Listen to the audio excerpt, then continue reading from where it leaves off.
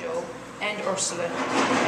First yourself, John Joe, what reasons would have resulted in a person coming to Portumna Workhouse? The general typical reasons would be if they were unable to look after themselves, poverty, youngsters if the parents had died, unable to gain employment, which was quite a common thing, starvation, lack of food, lack of ability to look after themselves or clothe themselves. Those sort of things, and they were quite common. That brings me to my next question. Clothing-wise, what would they have worn here, and what would have happened to the clothes that they had coming in? Well, the clothes they had coming in would be very, very scant. In some cases, some traveller reports would talk about entering a hovel of some of the tenants around here and around the west of Ireland generally, and finding huge numbers of children with the pig in the parlour, as the saying goes, and no clothes at all on. And indeed, Bishop Cohen here, the local bishop, would talk about families not being able to go to Mass because of scarcity of clothes. Yeah.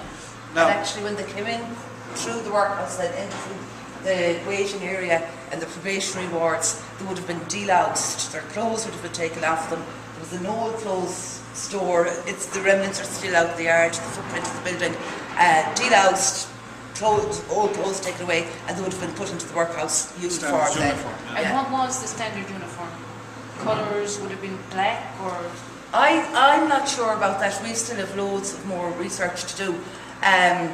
But we think it was just some sort of calico, brownie, would it striped. be what they were wearing in English workhouses, similar to it was that? very similar, and Yeah. also they would eventually end up as part of the work in the workhouse of making those sort of clothes as well. Would those clothes have been warm enough to keep them?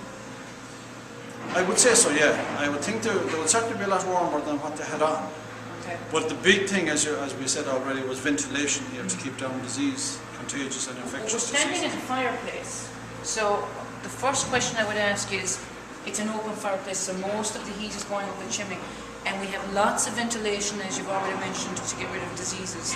How cold would it have been in here? Quite cold. It would have been cold. Would they have been given blankets? They would, in later times. Well, by the time this workhouse was built, there would have been blankets. Yeah. But it's interesting to note that there's one fireplace for all of the dormitory. Would they have been lit through the night? Who would have tended them if they were locked in?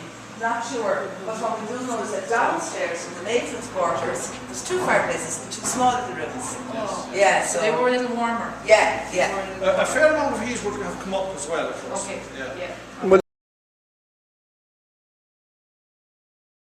They were put out to tender the various things like the supply of potatoes, bread, and so on. And it's a pity we can't put our camera on a document which shows the tendering process, and which is very useful historically because you can tell who was tendering for these various things, what were they requiring, what number, and from that you can infer what sort of numbers and what were the demands here. So the workhouses were also centres of employment for people outside because they were able to supply to the workhouse. And from a landlord's point of view, of course, as well, the Board of Guardians was the first time that you had people other than landlords controlling things. We tend to forget, of course, now we have local authorities like the County Council, but they only came into existence in 1898. Prior to that, you had the grand juries, which consisted almost entirely of landlords. So when the Board of Guardians were set up, you had elected people. So it's the first time you had some sort of local government and semblance of local democracy coming into the game as well. So we tend to forget that the famine is the high point. I suppose that's the wrong term to use. Everything changed after the famine. The system of control, the system of landlord-tenant changed. So it is a huge point in our history where we were never the same after it. Yeah. Don't forget between I think it's 963 and 1845, there were 80 famines in Ireland, but the only one we remember is the one in the middle of the 19th century, because 4 out of the 5 years the potato crop failed, and there was such a dependence on the potato crop. Yeah. It is said, of course, that an average Irishman eats 14 pounds of potatoes per day. Why was that? If there was other food in the country, why was it that it was just the main staple in the diet? There wasn't. A lot of the corn, for example, a lot of records here of the corn being exported from the ports up along Rossmore, Williamstown, and you'd have riots going on for those. When the famine started first, Peel, who was the Prime Minister at the time, brought in £100,000 worth of Indian corn. Yeah.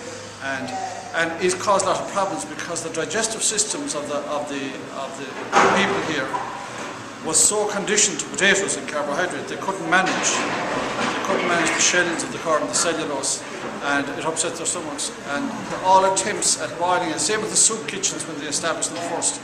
And surprisingly, where we are here, right by the Shannon, they never managed to eat the fish, or very, very seldom, because their digestive system wasn't designed or had become unaccustomed to handling large amounts of protein, which of course fish are primarily.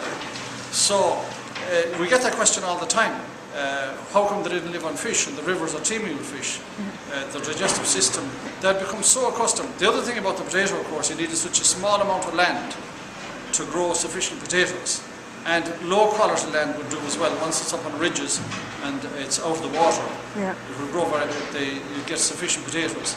And of course you have a lot of subdivision. So there's a lot of contributory factors to the famine. If the potato blight didn't come, we'd have some explosion anyway, some social explosion, because the country could not sustain the population we had. We probably had close on 9 million rather than 8, because the census was taken by police for the first time in 1841.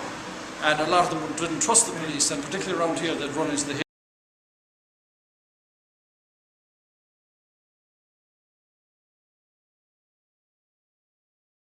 They slept on straw mattresses. Just straw mattresses or rushes or whatever was convenient, dried grass, hay, anything at all, whatever was Okay. available to them. Yeah. And as I say, much, much worse in other workhouses than here.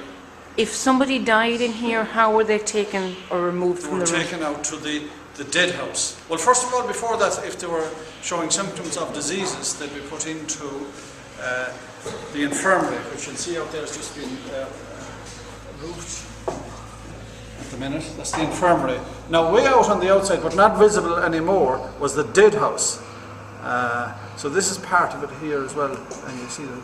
Oh, with the roof missing, right? Good stuff, yeah. Yeah. Now, if you see also the wall, the dividing wall that partitioned off, these are the adult quarters back Yeah, here. this would have been the women's courtyard, and the other side of the stone wall would have been the men's courtyard. And they're kept